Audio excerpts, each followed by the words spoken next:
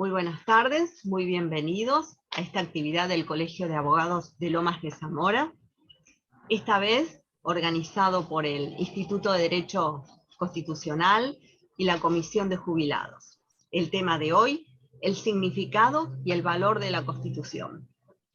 En nombre del colegio, le pasamos la palabra al doctor Marcelo Pérez, vicepresidente. Bueno, muchísimas gracias. Yo tan solo les quiero hacer llegar el saludo de la presidenta del colegio, la doctora Lorences, que por una cuestión personal no se encuentra en esta reunión. Me dejó el saludo para todos ustedes. Un profundo saludo y agradecimiento al doctor Manili por la deferencia que ha tenido y que tiene de venir a brindarnos esta charla sobre la Constitución, nada más y nada menos que sobre la Constitución. Y felicitar a la Comisión de Jubilados en el doctor Galkin y al Instituto de Derecho Constitucional en la doctora Loiano por todo el trabajo que han realizado durante el año. Esta es la última charla, la charla de cierre del año, y qué mejor que el tema que van a abordar, ¿no? Para unas pocas palabras, para mí es un orgullo poder hasta casi terminar el año y poder hablar de la Constitución, ¿no? Uno ya tiene unos años y he vivido profundamente la reforma del 94, de donde pasamos de aquel Estado justo al Estado de bienestar, y con esta nueva Constitución al Estado legítimo, dentro de lo que puedo llegar a interpretar, y ustedes lo harán mucho mejor que yo. Yo pertenezco a una idea filosófica adherida al krausismo español, entonces veo en nuestra Constitución todos los principios básicos en los cuales nuestras leyes se tienen que remitir y ahondar y entrar en esta norma fundamental del Estado. Así que, doctor Manili, le agradezco muchísimo. Doctora Loiano, le agradezco, la felicito, y doctor Galkin, siempre con nosotros. Así que, doctora Loiano, la dejo a usted para que haga los honores, y los saludo, pero fundamentalmente a los tres les agradezco esta jornada. Muchísimas gracias. Gracias, doctor. Gracias, doctor. Bueno, bienvenidos. La verdad es que muy agradecidos. Gracias, Marcelo, por tus palabras. Efectivamente, como dijo el doctor Pérez, hoy cerramos la actividad académica del Instituto de Derecho Constitucional y se pensó, y la verdad es que la idea fue de la Comisión de Jubilados hablar de la Constitución, y la propuesta fue para el doctor Manili, tal como se lo dije, o sea que no es que llegó porque sí, sino porque se pensó en él. Y entonces nosotros tomamos esa idea. Quiero aclarar que no fue el instituto el que planeó hacer algo sobre la Constitución específicamente, y creo que es algo importante de la Comisión de la Comisión de Jubilados, precisamente porque me parece que era el cierre ideal, como decís, Marcelo, a que hablemos un poco de la Constitución en un colegio de abogados donde estamos todo el año trabajando, ¿no es cierto?, precisamente en pos de las garantías y de los derechos y de la funcionalidad y operatividad de la Constitución. Yo, Bernardo, quisiera que dijeras unas palabras y luego yo lo presento al doctor Manili para iniciar la charla. Doctor Galkin, adelante. Cómo no, muchas gracias, Adelina. No, yo simplemente les quiero contar por qué elegimos este tema.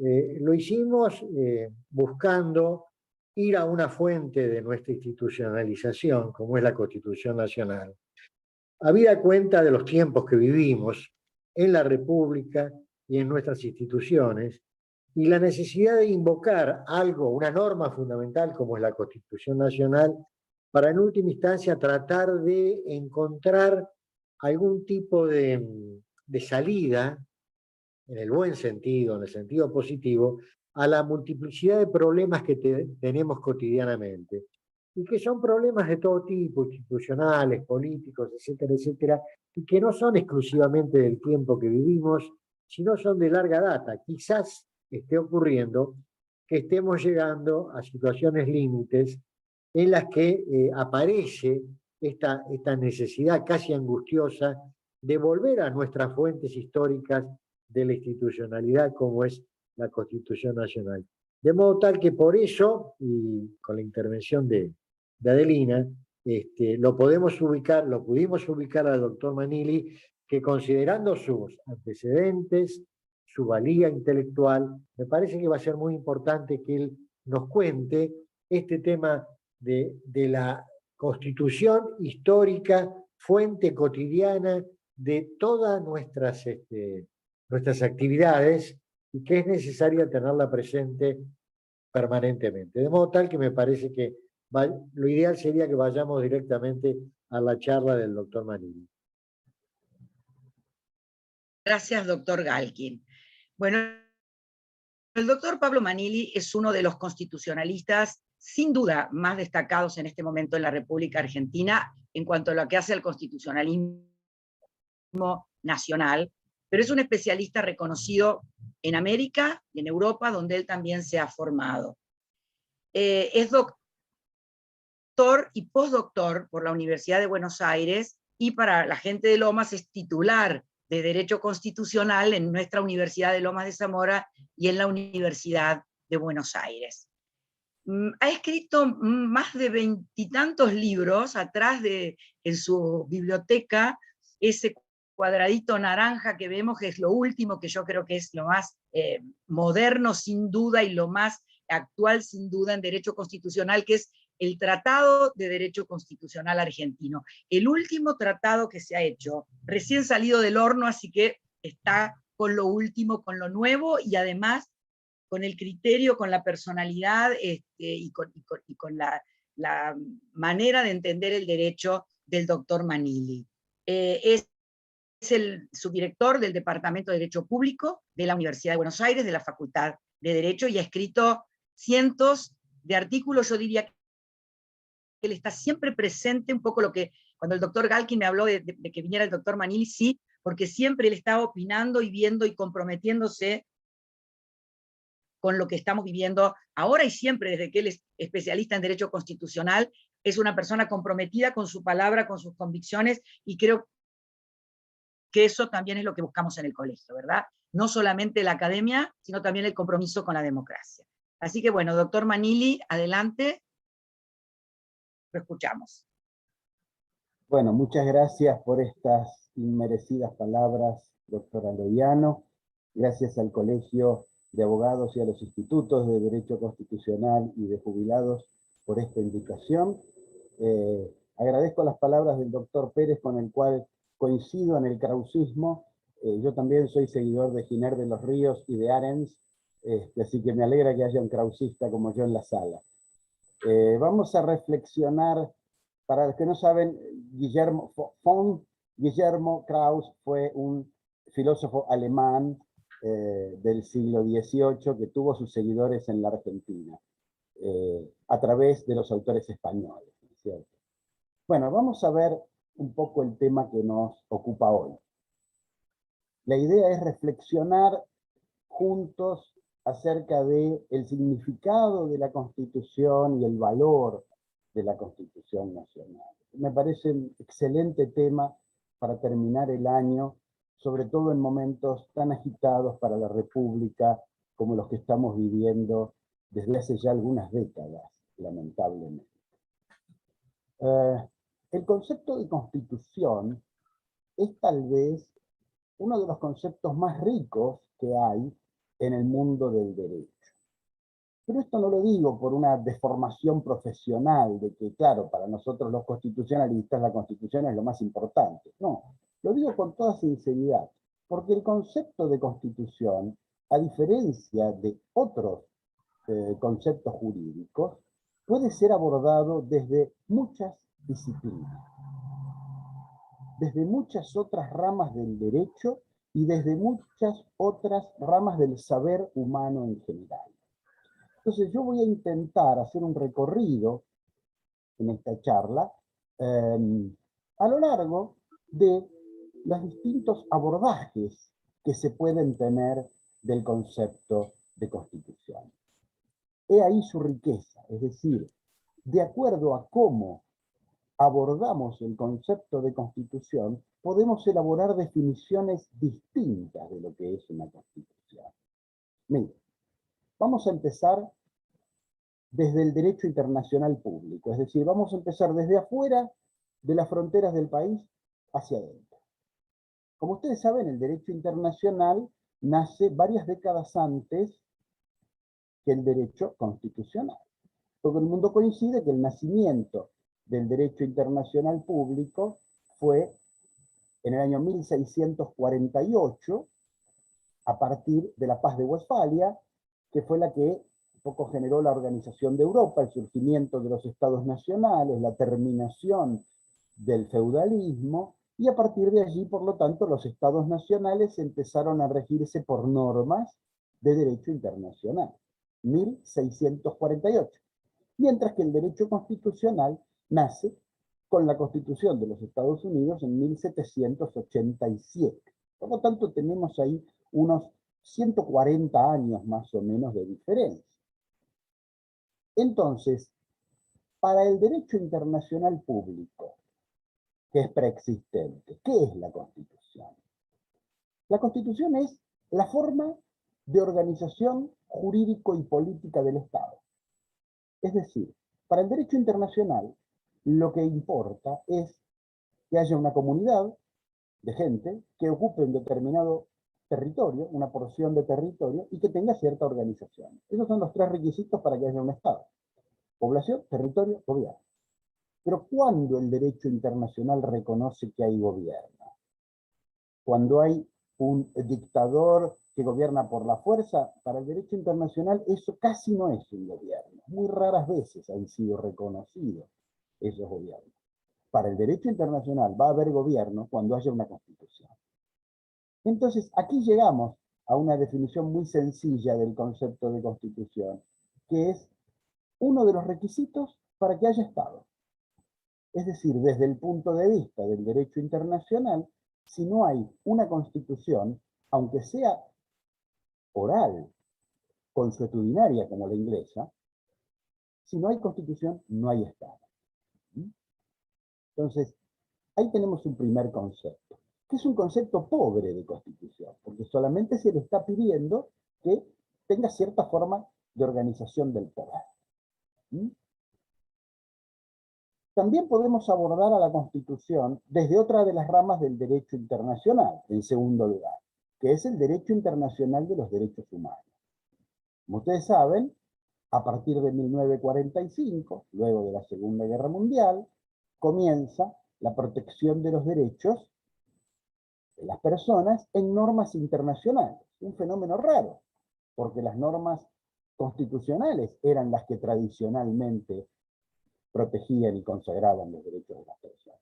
Pero a partir del 45 se empezó a dar este fenómeno. Empezaron a ser normas internacionales las que se ocupaban del modo como los estados tratan a los ciudadanos, a los individuos, a los residentes y a cualquier persona sujeta a su jurisdicción. Entonces acá se plantea también un tema. ¿Cómo puede ser que haya normas internacionales y constitucionales al mismo tiempo dirigidas a lo mismo? Entonces la pregunta es, el surgimiento del derecho internacional de los derechos humanos, con las declaraciones, los pactos, ¿generó un cambio en el concepto de constitución? ¿Le robó algo a la Constitución? ¿Afectó el concepto de constitución? ¿Sustrajo algo? Bueno, la respuesta es no. El derecho internacional de los derechos humanos vino a enriquecer a las constituciones. Vino a crear una red de contención más allá de las fronteras del Estado, para aquellos casos en los cuales los mecanismos de protección nacionales de los derechos humanos se mostraron insuficientes para amparar los derechos. Entonces allí, recién allí, se acude a la instancia internacional. Y las constituciones, a partir de 1976, o sea, unos 30 años después del surgimiento del derecho internacional de los derechos humanos, empezaron a darse cuenta que les convenía a las constituciones hacer referencia al derecho internacional para enriquecer el sistema de derechos. Entonces ustedes van a encontrar muchas constituciones sancionadas o reformadas desde el 76 en adelante que contienen referencias o a la Declaración Universal, o al Pacto de San José de Costa Rica, o a los tratados de derechos humanos en general. ¿Mm? Por ejemplo, Portugal, España, Chile, Brasil, Colombia, Perú y la Argentina a partir del año 94. Las constituciones empiezan a remitirse al derecho internacional de los derechos humanos para tomar de él ese bagaje de normas más modernas que las normas constitucionales, porque fueron sancionadas ahora en las últimas décadas del siglo XX, y así completar la protección de los derechos. Vamos a una tercera rama del derecho internacional que también puso en jaque a las constituciones. Me estoy refiriendo al derecho de la integración, o derecho comunitario, como le dicen en Europa. Claro, a nosotros nos cuesta un poco más entender el derecho de la integración porque tenemos un Mercosur que es más bien una tortuga, ¿no? Es decir, es un mecanismo de integración que va demasiado lento y que avanzó muy poco en las décadas que lleva de vigencia. Yo siempre marco como momento de inicio del Mercosur el pacto Alfonsín-Sarney del año 1985, que fue el precedente del Tratado de Asunción de 1991. O sea, fíjense que estamos hablando de hace apenas 30 años, ¿no? El derecho de la integración en otros países como los europeos ha tenido un desarrollo formidable y en algún punto puso en juego el concepto de constitución y puso en juego los alcances de las constituciones. Tanto es así que el Tribunal de Justicia de la Unión Europea, en aquella época se llamaba de otra forma, hoy es el Tribunal de Justicia de la Unión Europea, en algún momento tuvo que expedirse acerca de qué relación había entre el derecho comunitario y el derecho constitucional. Y en un caso del año 1965, el caso San Michele, o San Michele, dijo que ni siquiera las normas constitucionales podían oponerse a las normas comunitarias, sentando allí el principio de primacía del derecho comunitario sobre el derecho constitucional. Pero no es una primacía absoluta y no es una primacía que implique suprimir la supremacía constitucional. Ojo, es una primacía que se refiere solamente a aquellas materias que los estados voluntariamente atribuyeron a los órganos comunitarios. No digo delegaron porque está mal dicho, no puedo entrar en el análisis, pero digo atribuyeron al órgano comunitario. ¿Y cómo atribuyen los estados competencias a los órganos comunitarios? Pues ejerciendo la supremacía de la Constitución. Es decir, esa primacía que el derecho comunitario predica de sí mismo respecto de la Constitución, existe porque la Constitución le atribuyó a los órganos comunitarios esas competencias. Pero la Constitución sigue siendo suprema. No se puede simplificar tanto el tema y decir que el órgano, que las normas emanadas de los órganos comunitarios están por arriba de las constituciones. No. Solo en aquellas materias que las constituciones permitieron que los estados atribuyan a los órganos comunitarios, las decisiones de esos órganos pueden ser jerárquicamente superiores a la norma constitucional. Pero eso presupone un ejercicio de la supremacía constitucional previo.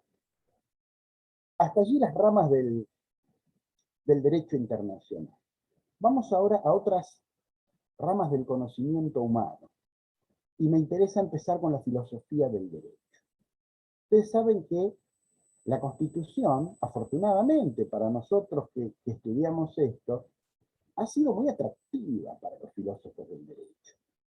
Yo creo que tiene un sex appeal bastante importante la Constitución para los filósofos del derecho, porque casi todos se han ocupado de ella.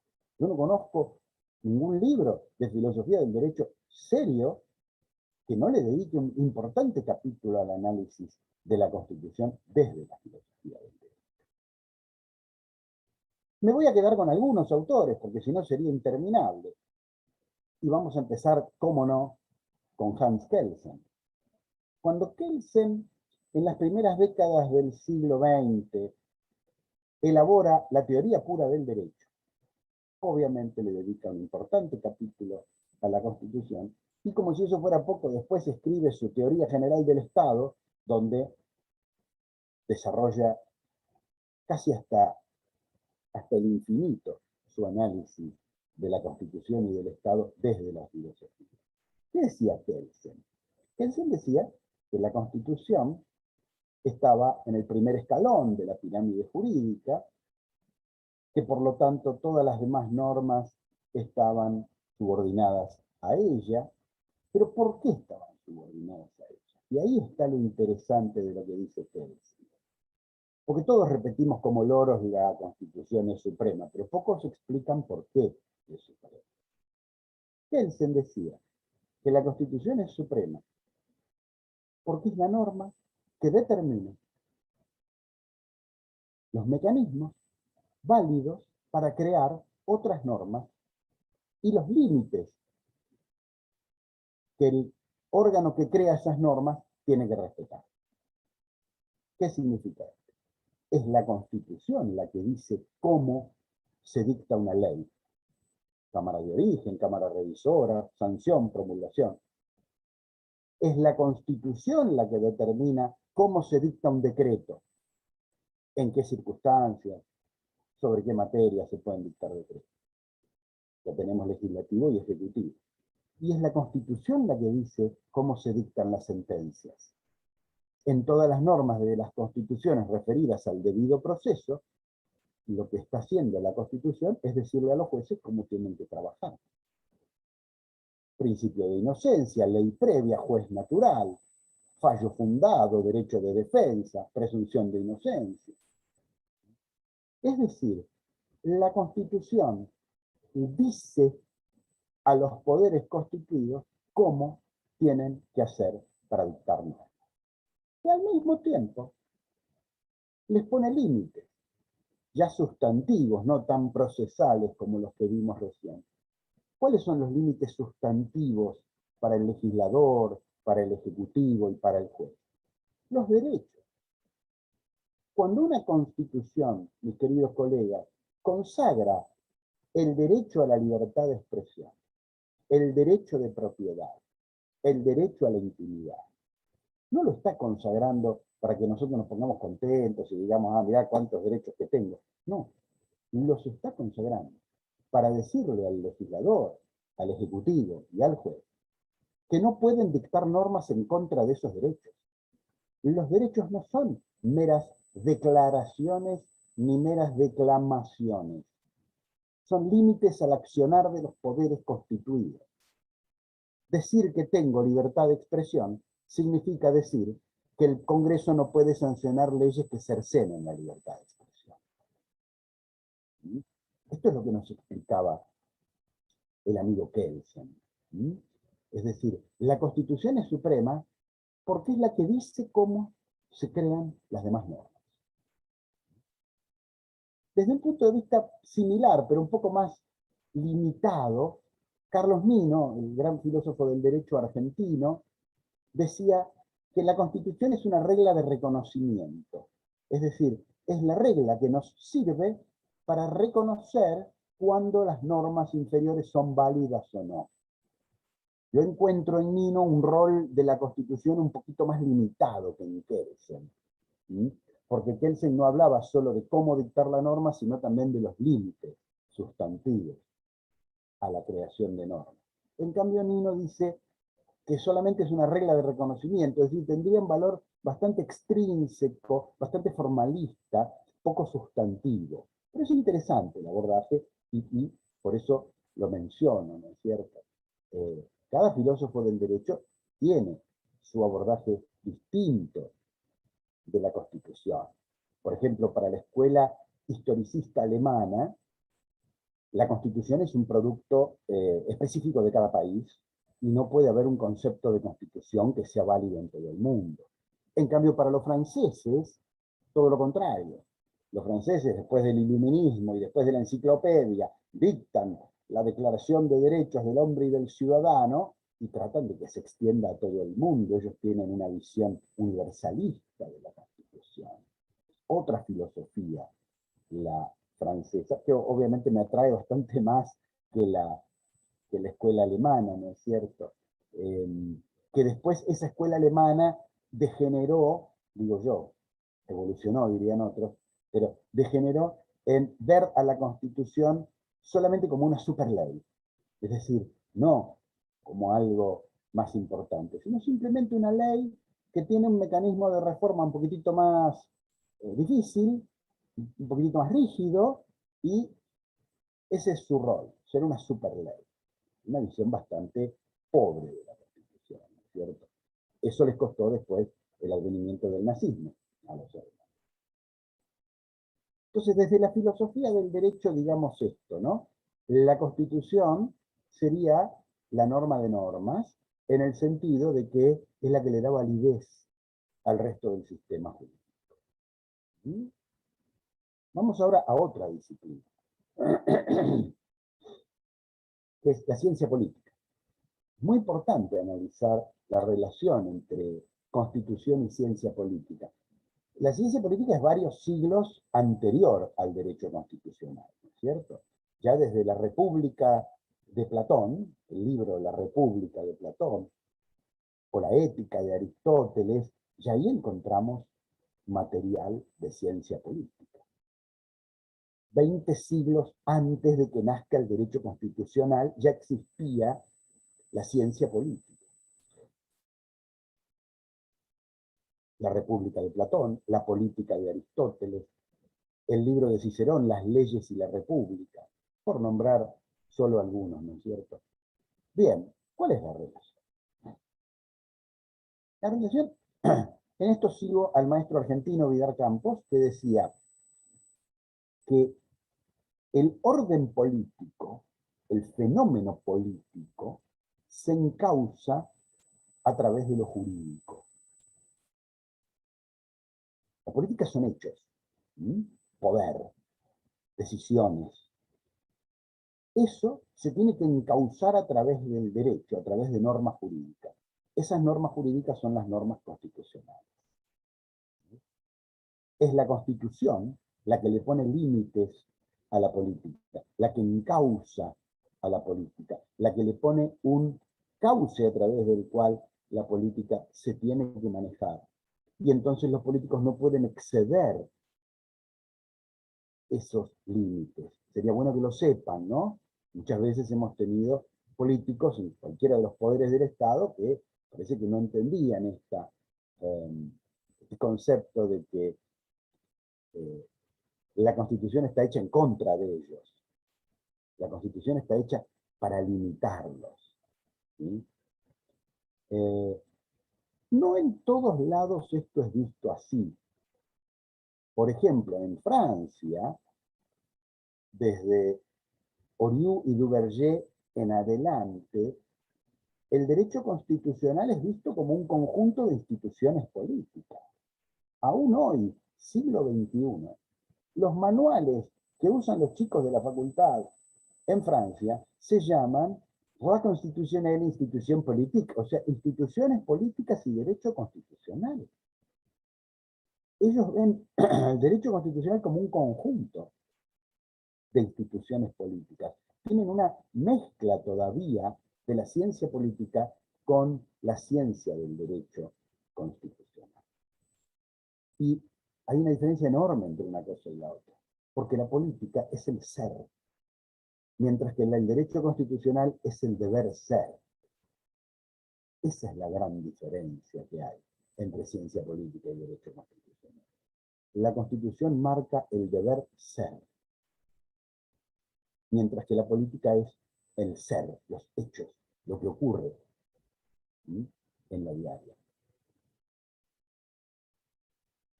Carl Schmitt, el ideólogo del nazismo, en su libro Filosofía de la Constitución, decía que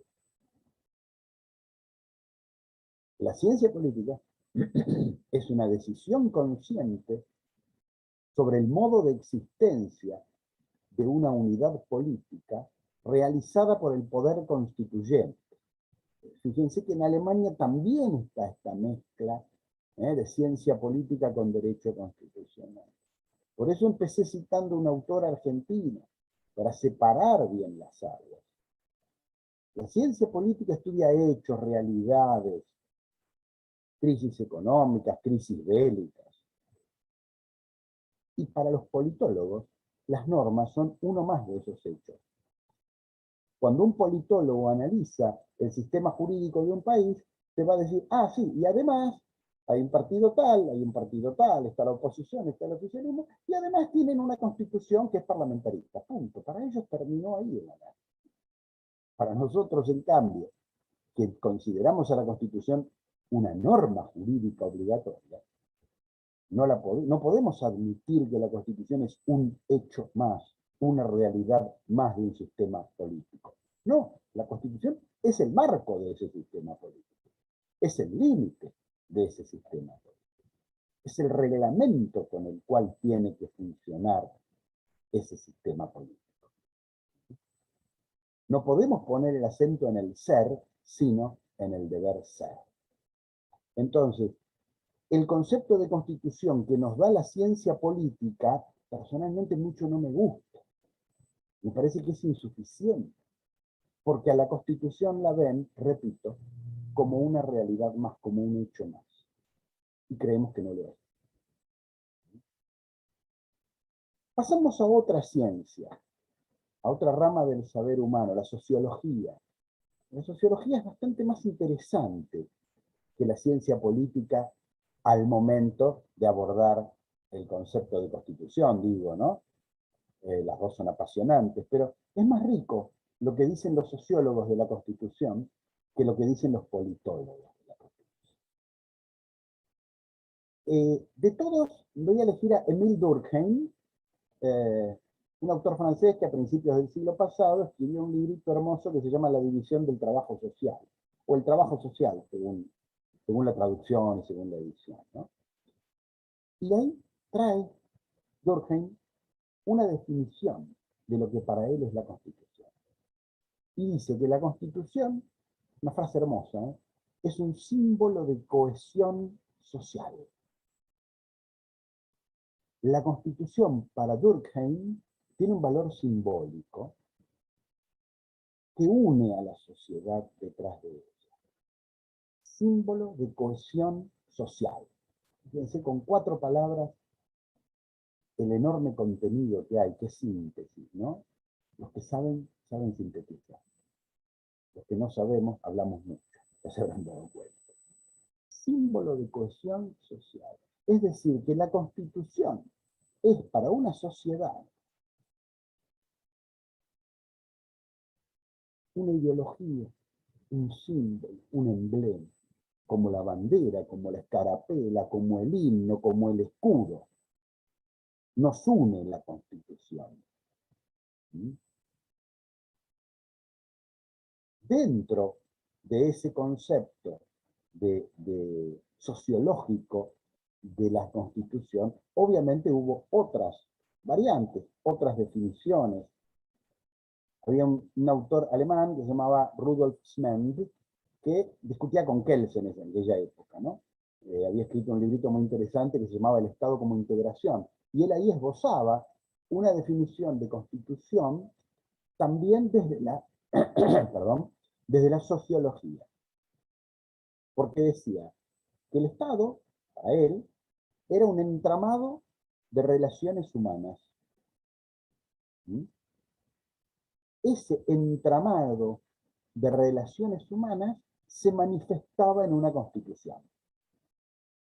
La constitución para Smend era el resultado de ese entramado de relaciones humanas. Nosotros somos una sociedad, somos una unidad, hemos conformado una comunidad y por lo tanto nos dimos una constitución que plasma ese entramado de relaciones humanas. Interesante, una definición interesante.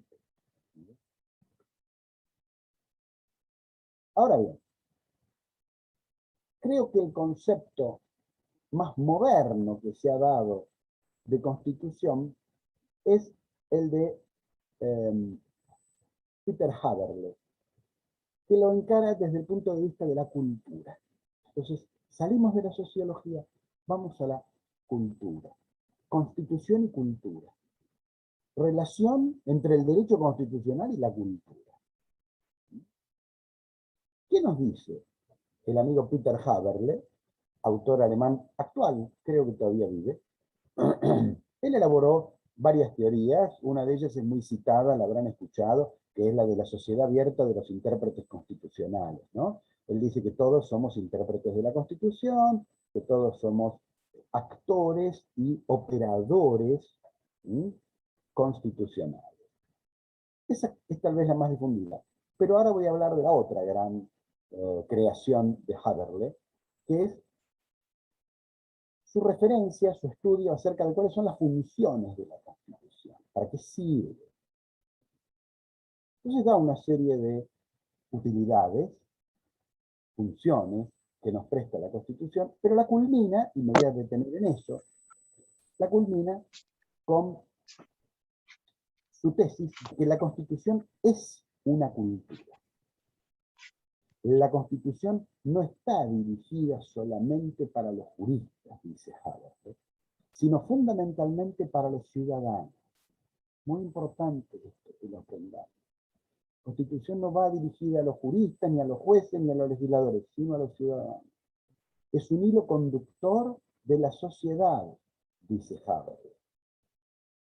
Y es la expresión, la plasmación de un determinado nivel de desarrollo cultural.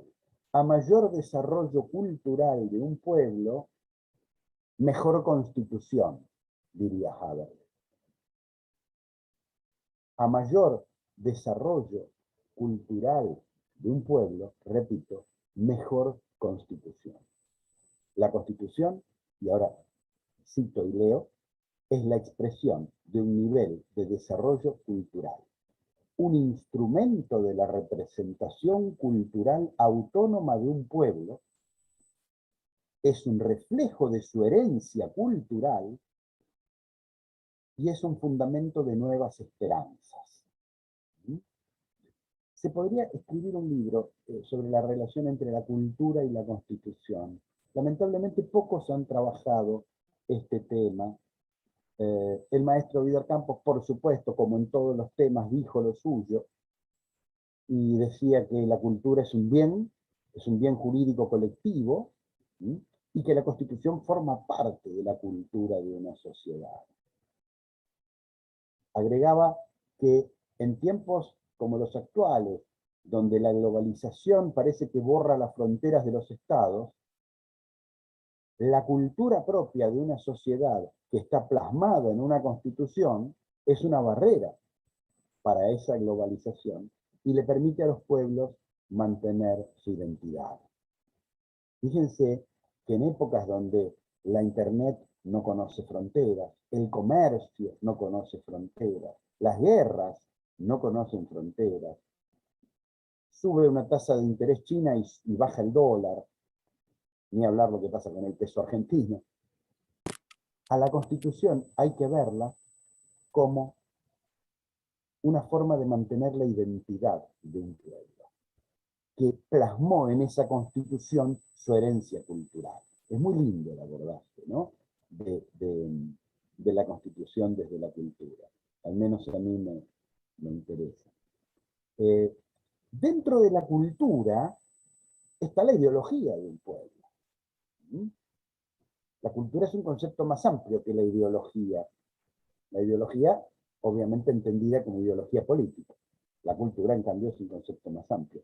Pero también desde la ideología de un pueblo se ha trabajado el concepto de constitución. ¿Quién lo hizo? Nada más ni nada menos que Karl Lowenstein, mediados del siglo XX. Karl Lowenstein definía a la Constitución o a la ideología de la Constitución como un conjunto coherente e integrado de ideas, estoy citando, y creencias destinadas a explicar la actitud del hombre hacia la vida en sociedad y establecer una línea de conducta conforme a esas ideas o creencias. Entonces, fíjense que Lowenstein, o si yo supiera alemán les diría Löwenstein, pero no sé, para Löwenstein, la Constitución es una especie de regulación de la ideología, es una plasmación de la ideología de un pueblo, pero que a la vez le fija una línea de conducta de acuerdo a esas ideas, creencias o ideologías. Esta es otra forma de abordar la Constitución. La Constitución como cauce de las ideologías de un pueblo, como resultado, pero a la vez como límite de la ideología de un pueblo. Por último, para no aburrirlos, vamos a encarar el concepto de Constitución desde la historia, que también nos da tela para cortar. Y después vamos a ir a algunas conclusiones. Desde el punto de vista histórico, yo me quedo con aquella frase famosa de Alberti, nuestro gran ideólogo de la Constitución de 1853, que lamentablemente no fue constituyente, pero sus ideas estaban ahí, porque estaba su amigo Juan María Gutiérrez en la convención, y todos los que habían leído sus obras.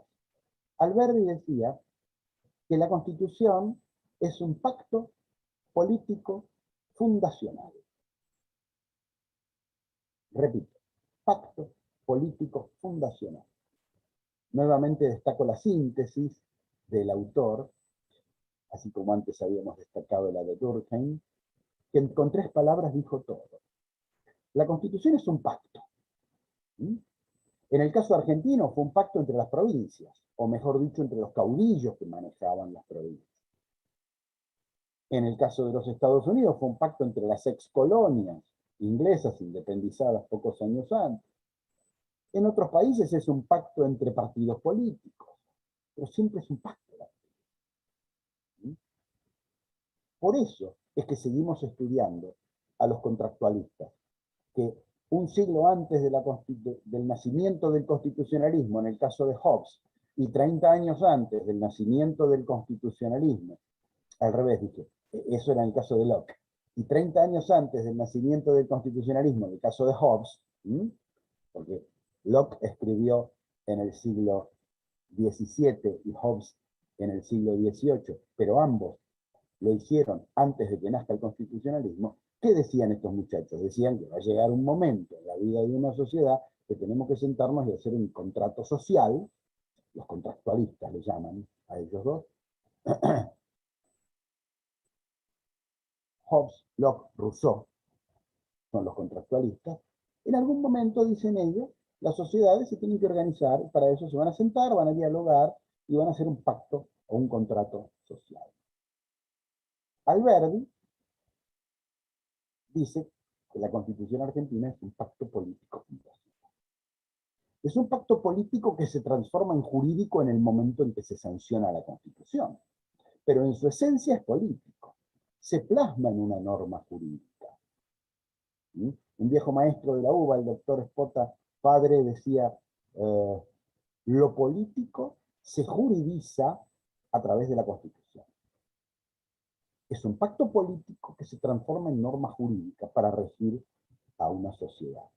Y la última palabrita también me gusta, pacto político fundacional. Funda un Estado. La Constitución es la partida de nacimiento de un Estado.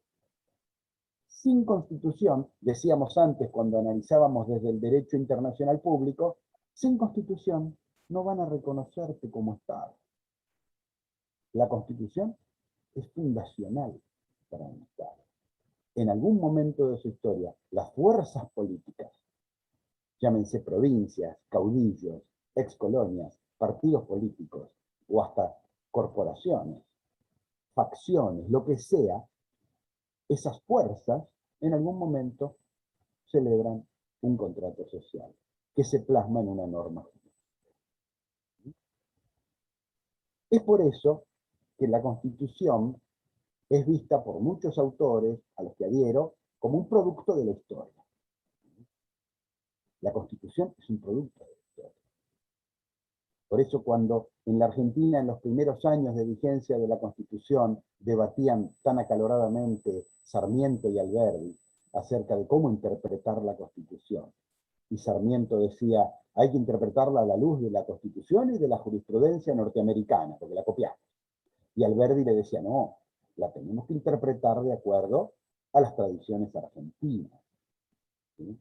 Finalmente, la Corte Suprema, en un caso de 1937, o sea, 80 años más tarde, le dio la razón a Alberdi y dijo que la Constitución argentina es una creación viva, impregnada de realidad argentina. Es producto de nuestra historia. Y ahí me quedo con este repaso de la Constitución desde las distintas ramas del derecho, porque la visión histórica de la Constitución, me permite afirmar, para ir empezando ya con las conclusiones de esta charla y que no se me aburra el auditor, me permite afirmar que detrás de cada norma constitucional hay mucha sangre derramada, hay mucho sufrimiento, hay mucho dolor. Con todo respeto por los civilistas, por los penalistas, por los laboralistas, eso no pasa en las demás ramas del derecho.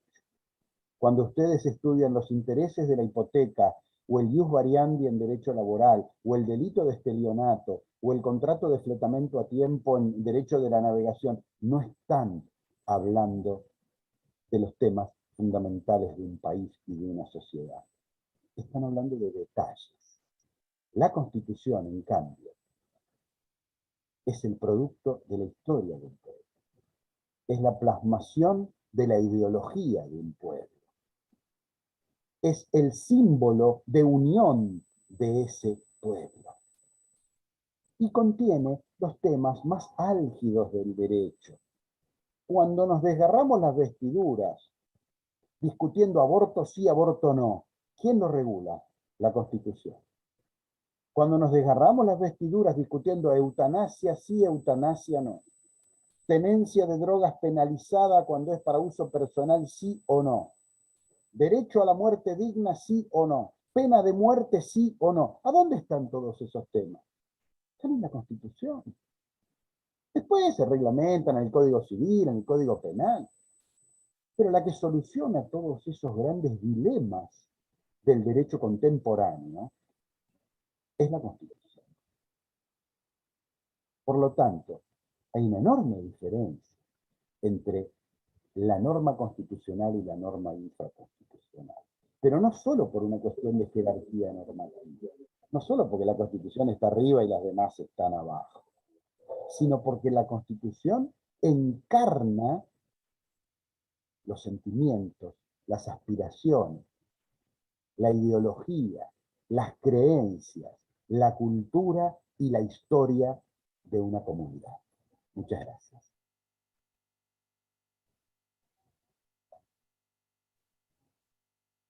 Muchas gracias, doctor Manili, abarcando un poco todos los aspectos de la Constitución, que creo que el tema precisamente no es una sola cosa, ¿no? Bueno, yo diría, no sé, Bernardo, ¿qué te parece si quieren hacer alguna pregunta? Si nuestros a mí, colegas no que sé nos si, están acompañando quieren tener alguna intervención aquí. Bernardo, te dejo a cargo. no sé si me están escuchando. Perfectamente, A mí me sí. parece que, aún estando de acuerdo con lo que dijo últimamente el doctor Manili, en el sentido de que la Constitución Nacional contempla absolutamente todo, y a partir de ella y de su interpretación se pueden resolver las cuestiones que se plantean en una república.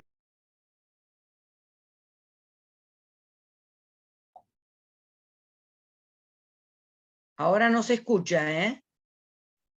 Doctor Galkin quedó muteado. El doctor está logueado 2 veces, por eso se escucha Sí. con eco. ¿Ahí me escuchan? Sí, ahora sí. Está logueado 2 veces, entonces se escucha con eco. Usted entró por una computadora y por un celular, seguramente. Claro.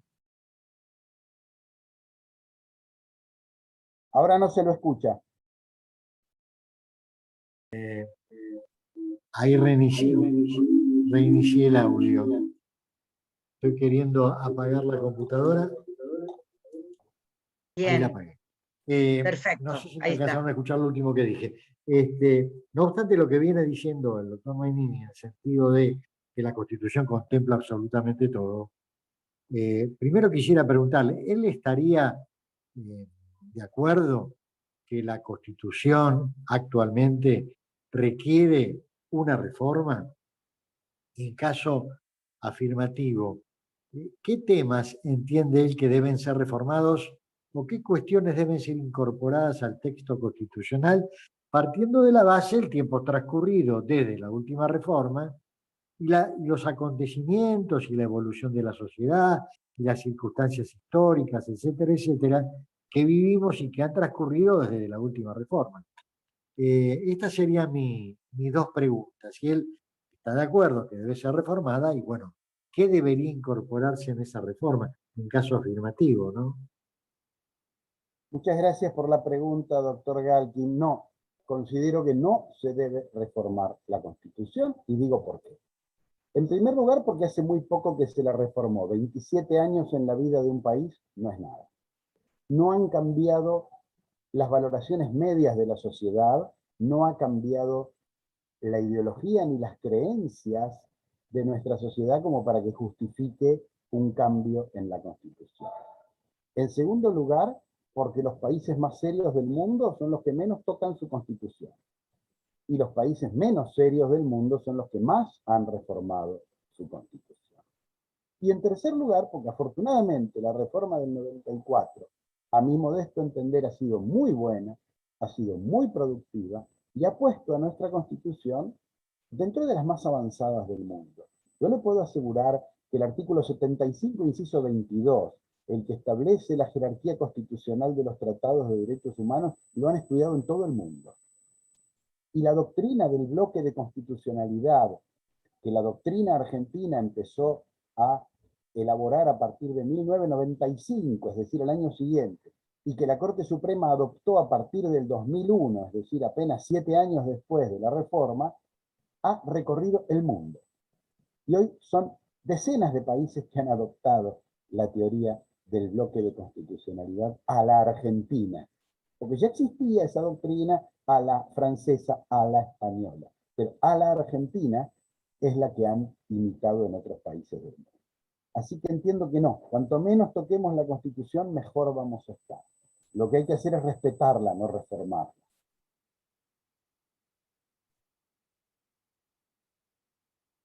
Gracias, doctor Manili. ¿Alguna otra pregunta, alguna otra intervención? Estamos abiertos a escuchar. O por el chat, si quieren también, ¿eh? Yo estoy leyendo el chat.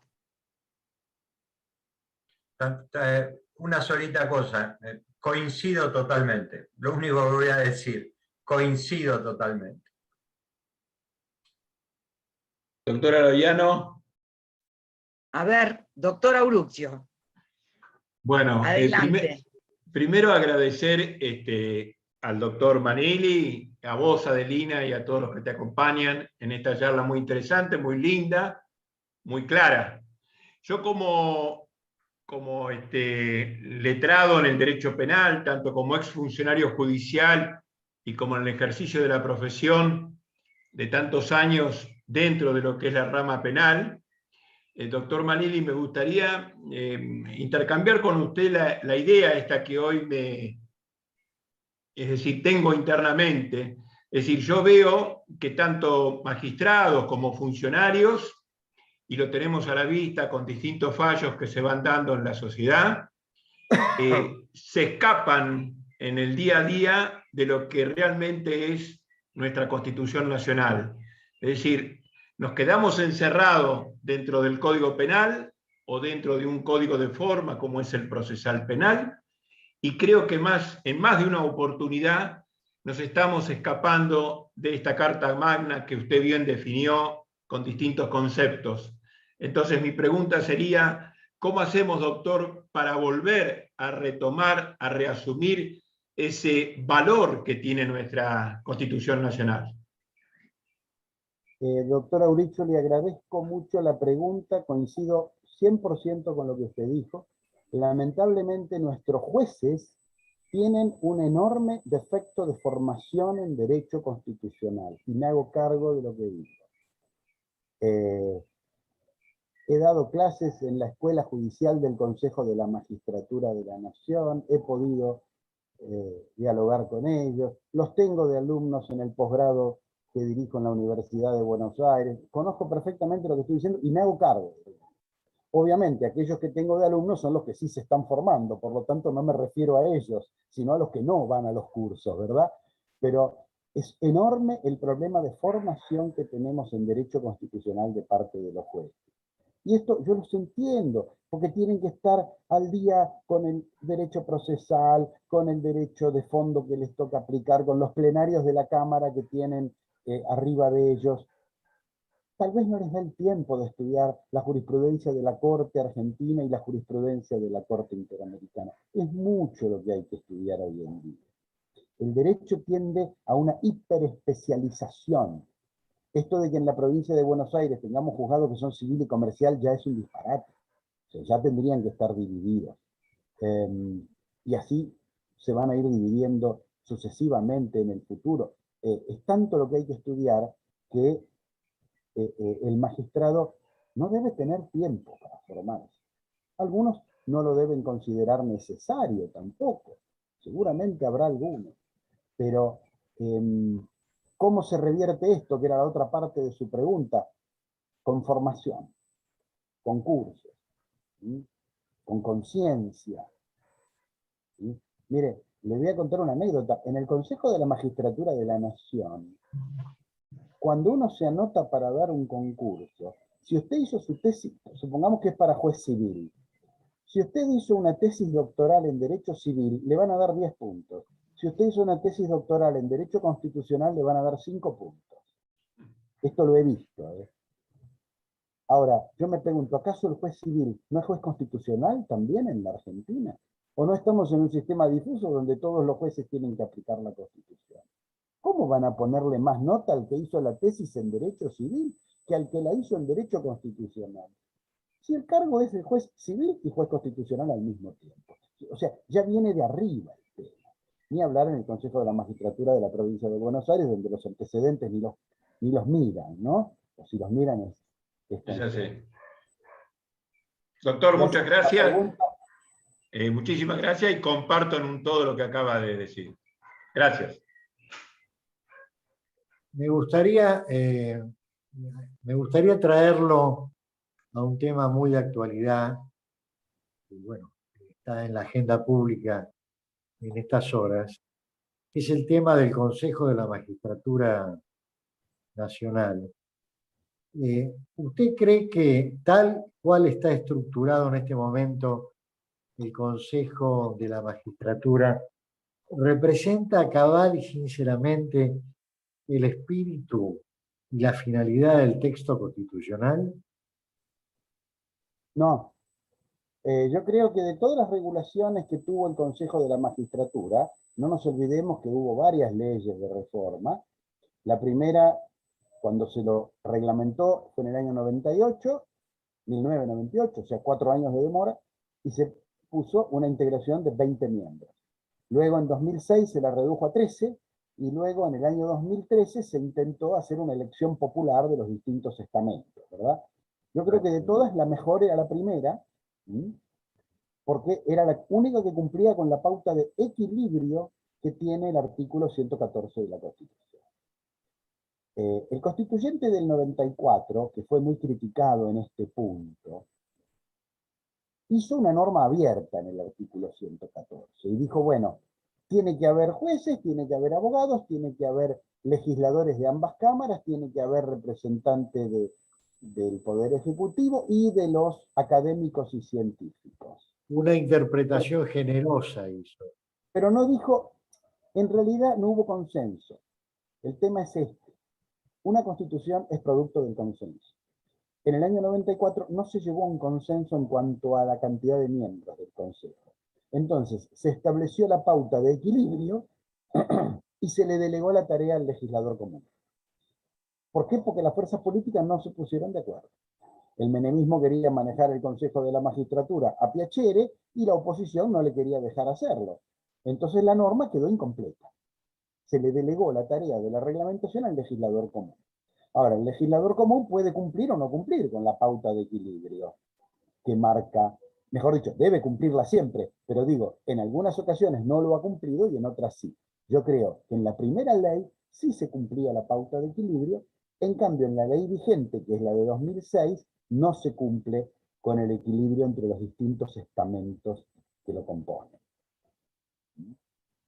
Quiero saludar especialmente y decir que es un honor que estén aquí presentes las profesoras Carmen Fontán de Tucumán y Mirta Abad de la Universidad de Buenos Aires. Gracias por estar. Tenía levantada la mano Jimena Fernández.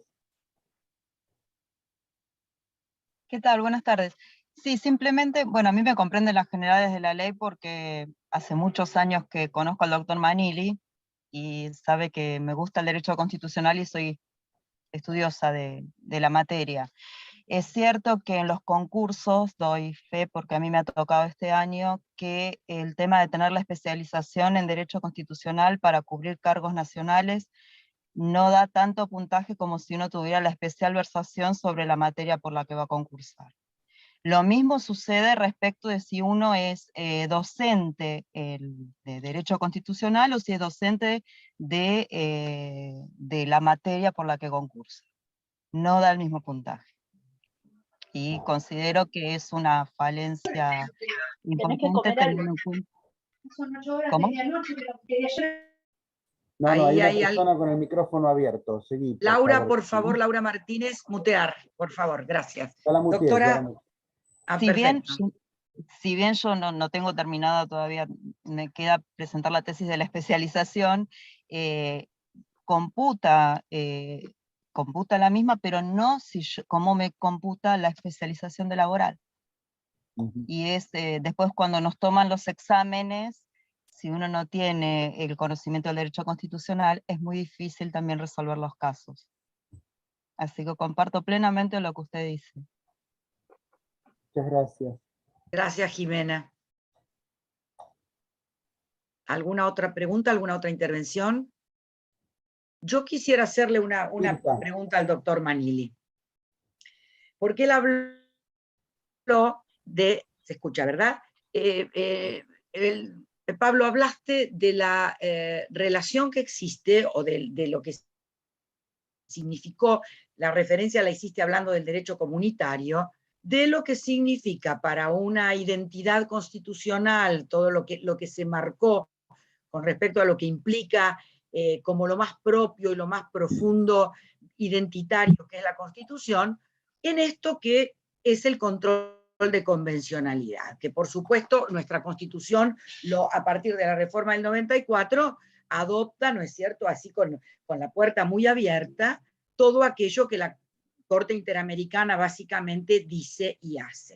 Y mi pregunta apunta precisamente a eso, porque la Corte Interamericana ni la vamos a aplaudir del todo, ni la vamos a criticar del todo, pero lo cierto es que cada vez más está avanzando sobre temas institucionales de la Constitución. Juicio político, reelección indefinida. Hay una serie de intervenciones, sobre todo a través de opiniones consultivas de la Corte Interamericana, que claramente se introducen en temas que son estructurales de la Constitución y no simplemente de derechos humanos. Entonces yo quisiera tu opinión respecto de eso. Es decir, la opinión de la amplitud o no de la competencia de la Corte, teniendo en cuenta, porque lo sabemos, que la Corte es la titular de su propia competencia, que no se la podemos cuestionar, pero no lo estoy pensando desde el derecho internacional, sino desde el derecho interno. Quisiera tu opinión. Qué interesante y qué difícil pregunta, mi querida amiga. Todos los tribunales tienen una tendencia natural a exceder su competencia. Cuando, por ejemplo, la Corte Argentina, el 21 de abril del año 2020, evacuó una consulta que le hizo la presidenta del Senado de la Nación acerca de las sesiones virtuales o no del Congreso, obviamente excedió su competencia. Cuando la Corte de Justicia de la Unión Europea, en el caso que cité hace un rato, San Michele, y en otros como Flaminio Costa con Enel o Cimental, dijo que el derecho comunitario estaba por arriba del derecho constitucional, generó un cimbronazo y generó que el Tribunal Constitucional alemán dictara el caso Solange I y Solange II, que la Corte Constitucional italiana dictara el caso Frontini, y estoy hablando de la década del 70, no estoy diciendo derecho nuevo. Es decir, los tribunales tienden a exceder el marco de su competencia, se enamoran, ¿no?, de su propia jurisprudencia, y en los fallos citan más su propia jurisprudencia que la norma que tienen que aplicar. Como decía Genaro Carrió, decía, la Constitución tiene tantas capas de pintura arriba que ya no sabemos lo que decía, porque la Corte cita la jurisprudencia, que citó la jurisprudencia, que citó la jurisprudencia, que citó la jurisprudencia, que citó el artículo de la Constitución. Entonces, como que le vamos dando muchas manos de pintura por encima a la norma, y a veces nos olvidamos de lo que la norma dice. Pues bien, la Corte Interamericana hace exactamente lo mismo. Si ustedes miran los últimos fallos de la Corte Interamericana, cada vez son más las citas de su propia jurisprudencia que de las normas del Pacto de San José de Costa Rica que tiene que aplicar. ¿Qué significa eso? Que está escribiendo arriba de lo escrito, y que construye arriba de lo que ya construyó, y que cada vez se aleja más de la idea originaria del pacto. ¿Es un defecto? Puede ser. En algunos países puede ser útil que la Corte Interamericana establezca límites más estrictos al accionar de los poderes públicos. No nos olvidemos que es una Corte que tiene que fallar para Latinoamérica, que no es precisamente Suiza, ¿no? Que no nos destacamos por el cumplimiento del derecho ni por el respeto y el apego a las normas. ¿No es cierto?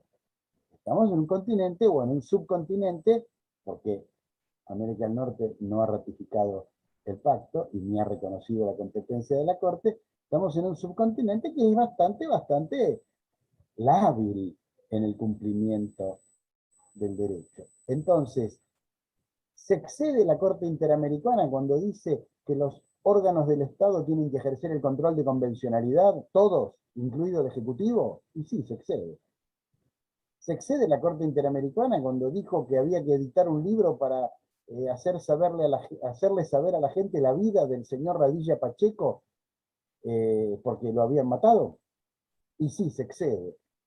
Se excede cuando se mete en el juicio político, y bueno, vamos a ver qué dice. ¿Se excedió con lo de la reelección? Creo que no.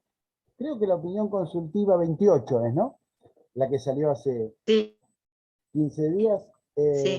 Supo tratar un tema álgido en Latinoamérica, un tema típicamente de parte orgánica de la Constitución, supo tratarlo desde la óptica del pacto, diciendo simplemente, o haciendo simplemente un análisis de si hay o no hay un derecho humano a la reelección, sin meterse en lo que es la organización jurídico-política de los estados. Pero la síntesis de mi respuesta a tan compleja e interesante pregunta sería, estamos navegando ahí en el límite, ¿no? Estamos rozando el exceso. Muchas gracias, doctor. Tenía levantada la mano Mirta Abad. Doctor Abad, adelante. Escuchar a tan eximia maestro. Yo te pregunto lo siguiente acerca de lo relativo que se considera el derecho constitucional en los jueces. Si no parte del problema inicial que en nuestras facultades de derecho, la carga horaria de derecho constitucional es mínima o reducida con respecto a los derechos civil, comercial. No está resultando una desvalorización que los abogados y los profesores hacemos del derecho constitucional como el tronco del derecho. Y ahí no hay ni de problema. Es unido a que el Código Napoleónico lo establecía como la Constitución, el derecho civil como la Constitución básica. La pregunta es esa, si no viene desde... Creo que se entendió, se cortaba un poco, pero creo que se entendió, ¿verdad, Pablo?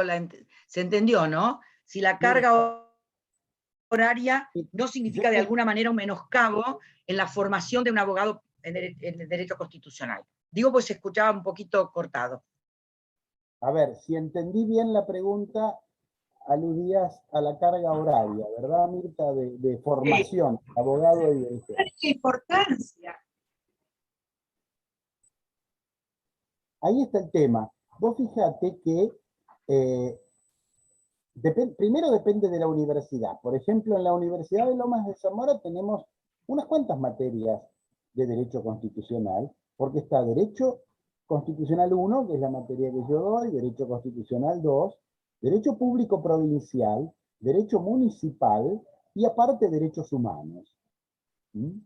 En la UBA, en cambio, tenemos elementos de Derecho Constitucional en el ciclo profesional común, y después en el ciclo profesional orientado hay materias de Derecho Constitucional, pero hay una sola que es obligatoria para todas las especialidades.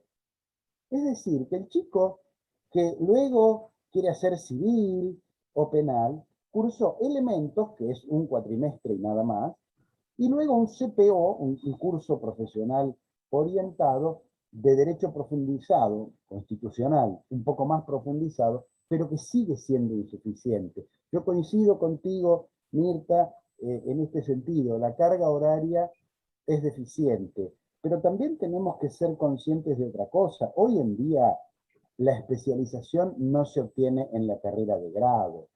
Cada día es más imprescindible seguir estudiando. La carrera de grado, a lo que es el derecho hoy, y ahora ya no hablo de derecho constitucional, a lo que ha crecido el mundo jurídico hoy, el título de abogado es más o menos el equivalente a un bachiller de hace 50 años. O sea, hay que empezar a estudiar después de recibirse de abogado. Es tanto lo que ha crecido. Y basta, por ejemplo, el derecho ambiental. Es una rama inmensa del derecho, que tiene aristas internacionales, penales, civiles, administrativas y constitucionales, por supuesto. El derecho del consumidor, el derecho del arte. Ahora hay una nueva rama que se está abriendo. El derecho del arte. El derecho de la internet. Lo que estudiamos en la facultad y lo que nos da el título de abogado es, creo yo, el 10% de lo que hay que saber hoy en día. Con lo cual, coincido contigo que la carga horaria es escasa, pero también tenemos que tener en cuenta que es ya imprescindible a esta altura, para saber en serio alguna rama del derecho, hacer estudios de posgrado. Es imprescindible. Nos dan el ABC de cada materia en la facultad, nada más.